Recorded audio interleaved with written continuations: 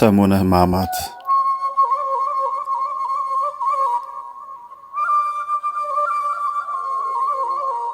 የጌታችን የኢየሱስ ክርስቶስ መከራ ስቅለትና ሞት የምናስብበት የዓመቱ ታላቅ ረቂቅና ሳምንት ነው። ቅዱስ ዮሐንስ አፈወርቅ እንደሚለው ይህ ሳምንት የሰው ልጅ ከእግዚአብሔር ጋር የተቃረበበት፣ ሞት የተሸነፈበት፣ የዲያብሎስ መንግስት የፈረሰበት የታላቁ ምስጢር ሳምንት ነው።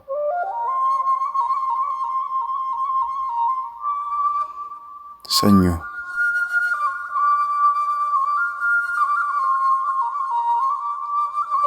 በዚህች ዕለት ጌታችን ከቢታንያ ተነስቶ ወደ ኢየሩሳሌም ሲመጣ በመንገድ ላይ ያገኛትን ቅጠል ብቻ የነበራትን በለስ ረገማት።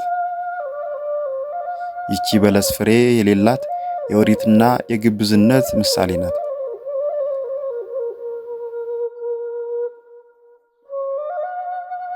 ጌታ ወደ ቤተ መቅደስ ገብቶ የሚሸጡትንና የሚለውጡትን ቤቴ የጸሎት ቤት ይባላል፣ እናንተ ግን የሌቦች ዋሻ አደረጋችሁት በማለት አባረራቸው።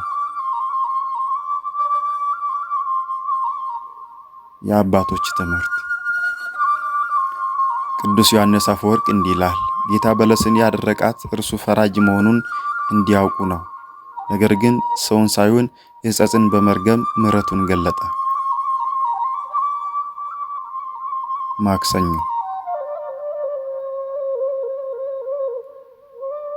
የጥያቄና የትምህርት ዕለት።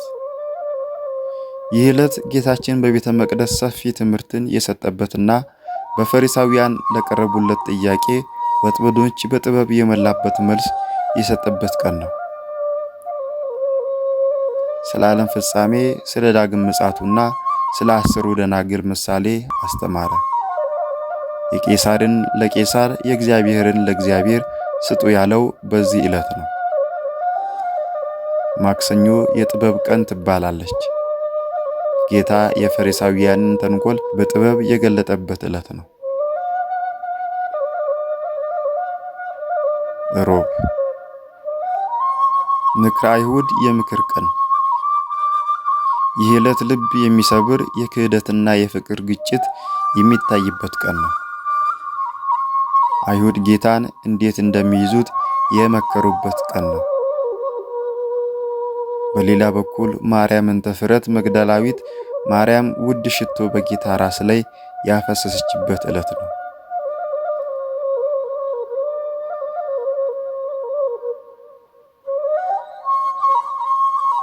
አንዲቱ ሴት ሽቶውን ስታፈስ ይሁዳ ግን ክህደት ያፈስ ነበር ይላሉ አባቶች።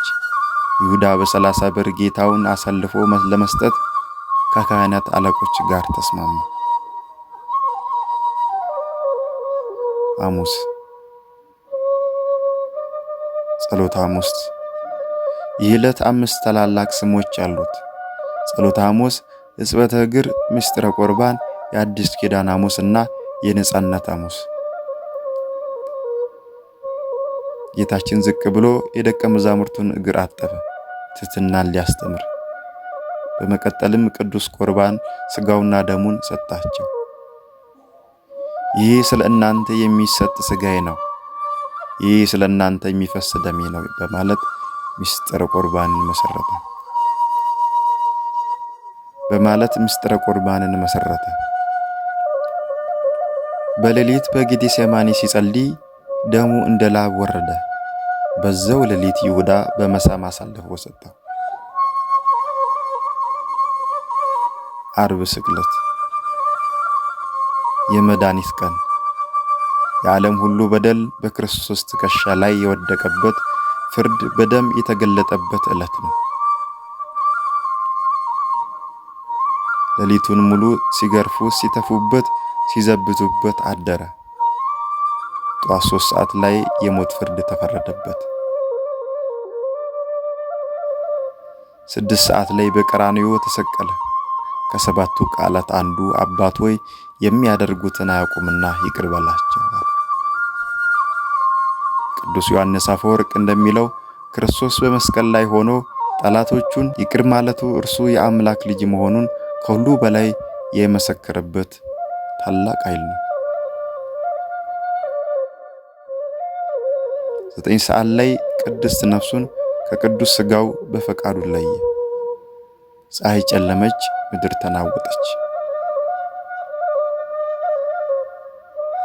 ቅዳም ስዑር። ይቺ ዕለት ጌታ በሥጋው በመቃብር አርፎ በነፍሱ ወደ ሲኦል ወርዶ የታሰሩት ነፍሳትን ነፃ ያወጣበት ቀን ናት። በረከትን የምታሳድር ቅዳሜ ትባላለች። ጌታ የሲኦልን ደጆች ሰብሮ አዳምና ልጆቹን ከጨለማ ወደ ብርሃን አወጣቸው። ስዑር የተባለችው የኦሪቷ ቅዳሜ ተሽራ በትንሣኤ ሰንበት እሁድ ስለምትተካና ይህች ዓለም ጾም በልዩ ሁኔታ